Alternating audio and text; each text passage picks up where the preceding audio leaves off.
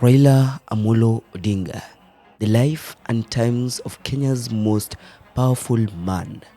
They call him many names: Agwambo, Tinga, Baba. But one thing for sure, love him or hate him, Raila Amolo Odinga shaped Kenya's political story more than anyone else in the last 50 years. What happens when a man spends his whole life fighting for democracy, only to never win the seat he wanted most? That's Raila's story. But it's also Kenya's story of struggle, power, betrayal, and hope. Raila Amolo Odinga was born on January 7th, 1945. Raila Odinga was born in Maseno, in the heart of Nyanza province, to a political giant, Jaramogi Oginga Odinga, Kenya's first vice president, and Mary Juma Odinga. Politics was in his blood, but the man would have to pay for every lesson he learned about power. As a young boy, he attended Maranda High School before heading to East Germany on a scholarship. There, at the Technische Hochschule in Magdeburg, he studied welding.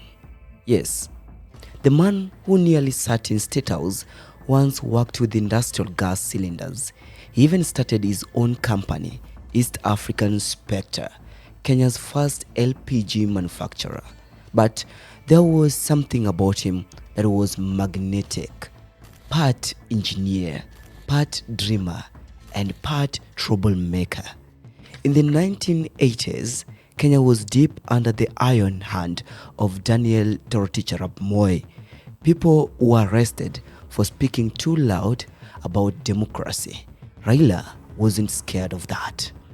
Then came August 1982, a military coup attempt. It failed. Thousands were jailed and killed, and Raila detained, accused of treason. For 6 long years, he sat behind bars without trial. He missed his mother's funeral because the prison guards waited 2 months before telling him she was gone. Think about that kind of pain, that kind of injustice. When he finally walked free, he had earned his nickname Agwambo, meaning the mysterious one. But the truth was simple. He had become the face of resistance. By the early 1990s, one-party rule had made life unbearable. Raila joined the pro-democracy movement, the Forum for the Restoration of Democracy, FORD, alongside his father, Jaramogi Odinga. Together, father and son fought for multi-party democracy. In 1992, after years in exile in Norway, Raila returned to Kenya. He contested the Langata parliamentary seat and won. It was official. Raila Odinga was now inside the system he had once fought from the outside. But the taste of power didn't soften him. If anything, it sharpened his appetite. Let's be honest. Kenyan politics is a game of betrayal. Raila learned that early. He joined Daniel arap Moi's KANU in the late 1990s, even served briefly as energy minister after his party merged with KANU. But when Moi tried to handpick Uhuru Kenyatta, a political rookie, as his successor, Raila rebelled. That rebellion birthed something powerful: the Rainbow Coalition, better known as NAC. Raila's now famous words, Kibaki Tosha, turned Mwai Kibaki into president in 2002 and ended 24 years of Moi's rule. But if you thought that victory was the end of Raila's fight, you don't know Baba. Once Kibaki was in power, the old deal broke. Raila expected a 50-50 power sharing. Instead, Kibaki kept the top post for his loyalists. It was déjà vu, betrayal all over again. The fallout created political earthquakes. When a 2005 constitutional draft gave the president even more power, Raila rallied Kenyans to reject it. They did, by a massive margin. From its ashes rose the Orange Democratic Movement, ODM, Kenya, symbolized by an orange from the No Vote campaign.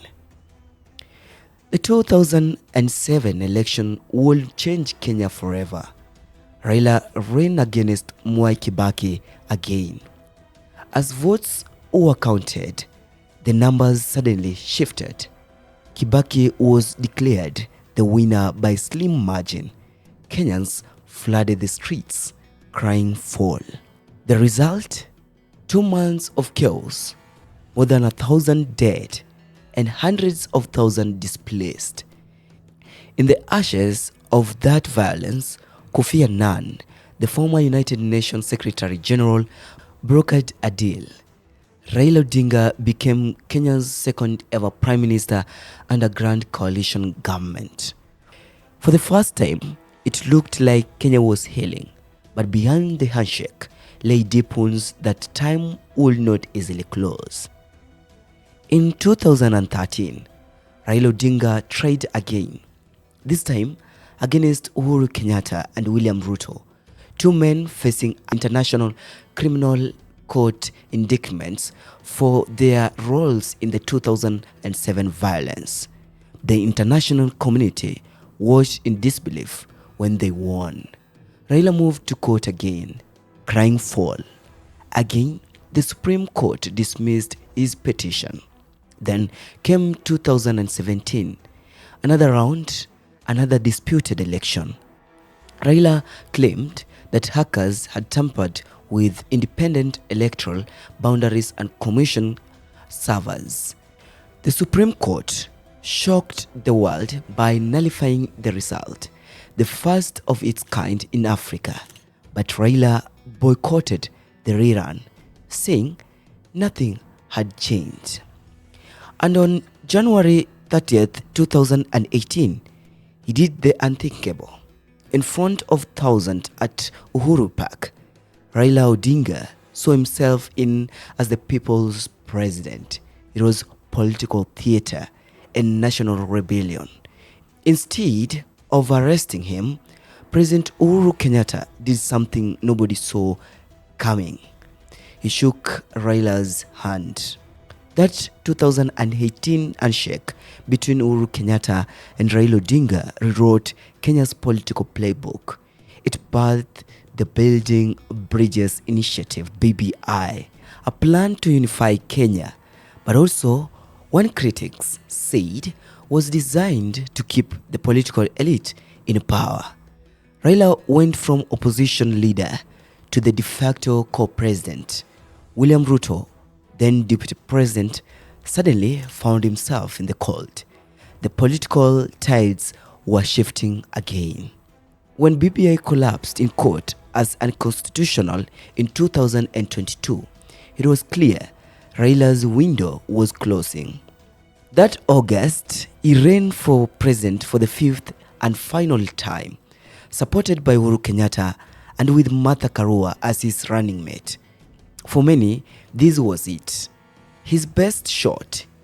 His manifesto, the People's Program, promised jobs, free education, and food for everyone. But fate had other plans. William Ruto won narrowly with 50.5% of the vote. Raila went to court again, lost again. The old lion bowed but never broke. He accepted the verdict, saying Kenya must move forward. It was the calmest end to his stormiest chapter. Raila was more than Kenyan politics. He was a continental figure. In 2018, the African Union appointed him as High Representative for Infrastructure. His dream? To connect Africa through roads, railways, and hope. In 2024, Kenya nominated him for chairperson of the African Union Commission. He lost again, this time to Mahmoud Ali Yusuf, proving that even in diplomacy, his story was one near victories.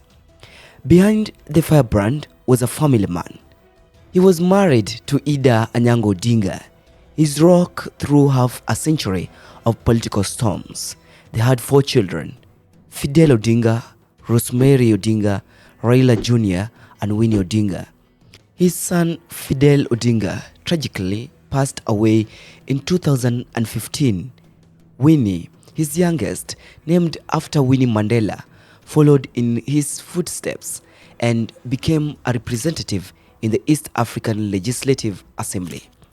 Raila loved football, especially Arsenal and Gor Mahia, and was famously nicknamed Tinga from the old tractor logo of his LDP party, symbolizing strength and motion. He was also known as Baba, the father figure of Kenyan politics. No leader walks clean. Raila's legacy was not without controversy. During his time as Prime Minister, his office was linked to the maize scandal and the Kazi kwa Vijana funds misuse, though he personally denied wrongdoing. In 2019, his name surfaced in a fake gold scam that embarrassed the government. Raila insisted he was the whistleblower, but critics suggested he knew more than he admitted. Still, even his enemies couldn't ignore one fact. Whenever Kenya was in crisis, Raila was always in the middle of it, sometimes as the fire, sometimes as the extinguisher. In 2025, Raila traveled to India for treatment at an Ayurvedic clinic in Kerala. On October 15th, during a morning walk, he collapsed and died of cardiac arrest. He was 80 years old. The news shattered Kenya. President William Ruto declared a 7-day national mourning. Flags flew at half-mast. Even his fiercest rivals called him a patriot. Indian Prime Minister Narendra Modi called him a cherished friend of India. African leaders from Samia Suluhu to Cyril Ramaphosa mourned his passing.